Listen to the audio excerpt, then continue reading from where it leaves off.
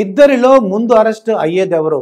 అధికారంలో ఉన్నప్పుడు తాము చక్రవర్తులమని సామంతరాజులన్నట్లు వ్యవహరించిన ఆంధ్రప్రదేశ్ చెందిన ఇద్దరు నేతలు ఇప్పుడు అరెస్టు భయాన్ని ఎదుర్కొంటున్నారు. ఇద్దరు నేతలంటే వారు ఆషామాషి నేతలు కాదు. వారిలో ఒకరు ఇటీవల దాకా ముఖ్యమంత్రి పదవిని చేపట్టిన వైఎస్ జగన్ రెడ్డి కాగా, మరొకరు ఆ పార్టీలో నెంబర్ 2 పార్టీ రాజ్యసభ సభ్యుడు ఎంపీ విజయసాయిరెడ్డిలు. వీరిద్దరిపై క్రిమినల్ కేసులు నమోదయ్యాయి. అయితే వీరిపై క్రిమినల్ కేసులు నమోదు కావడం ఇప్పుడేం కొత్త కాదు. గతంలో వీరిద్దరిపై పదుల సంఖ్యలో కేసులు నమోదయ్యాయి. అయితే ప్రజలు ఇచ్చిన తీర్పుతో ఆ కేసుల్లో తీర్పులు రాకుండా, శిక్షలు పడకుండా ఇప్పటి వరకు తప్పించుకుంటున్నారు.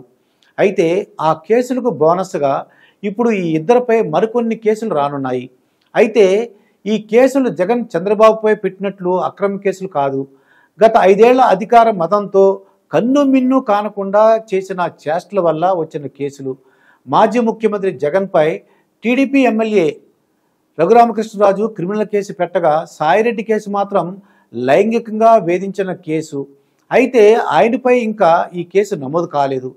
త్వరలో ఆయనపై కేసు నమోదు అవుతుంది.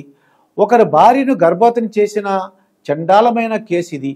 తన భార్యను సాయిరెడ్డి గర్భవతి చేశాడని, ఆయనపై చర్యలు తీసుకోవాలని ఒక భర్త కోరుతున్నాడు. ఈ కేసు కనుక నమోదైతే విజయసాయిరెడ్డి తప్పక అరెస్ట్ అవుతాడు. జగన్ ముఖ్యమంత్రిగా ఉన్నప్పుడు తనను కస్టోడియల్ హింసకు గురిచేశారని, ఈ కేసులో అప్పటి సిఐడి డీజీ సునీల్ కుమార్, మాజీ ముఖ్యమంత్రి జగన్ ఉన్నారని రఘురామకృష్ణరాజు పోలీసులకు ఫిర్యాదు చేయడంతో జగన్పై కేసు నమోదైంది. బెయిల్కు వీలు లేని కేసు కావడంతో జగన్ను ఈ కేసులో పోలీసులు అరెస్ట్ చేసి రిమాండ్కి పంపవచ్చు. అయితే జగన్ ముందస్తు బెయిల్ కోసం ప్రయత్నాలు చేస్తారు. కోర్టులు కనుక ఆయనకు అనుకూలంగా తీర్పు ఇవ్వకపోతే ఆయన జైలుకు వెళ్ళక తప్పదు. జైలు ఆయనకేమి కొత్త కాదు.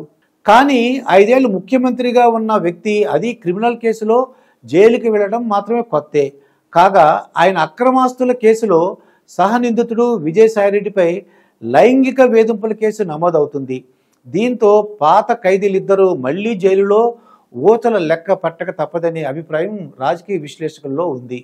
ఇద్దరు నేరస్తులకు అధికారం అప్పగిస్తే ఒకరేమో లక్షల కోట్లు సంపాదించుకుని ఊరూరా రాజభవనాలు కట్టుకుంటే, మరో నేరస్తుడు ఆడవాళ్ల మానాలు దోచుకోవడమే పనిగా పెట్టుకుని వికృత ఆనందాన్ని పొందాడు. అయితే కాలం ఎప్పుడూ ఒకేలా ఉండదు కదా. పాపం పండింది. మళ్ళీ పాత నేరస్తులు జైలుదారి పట్టాల్సిందే.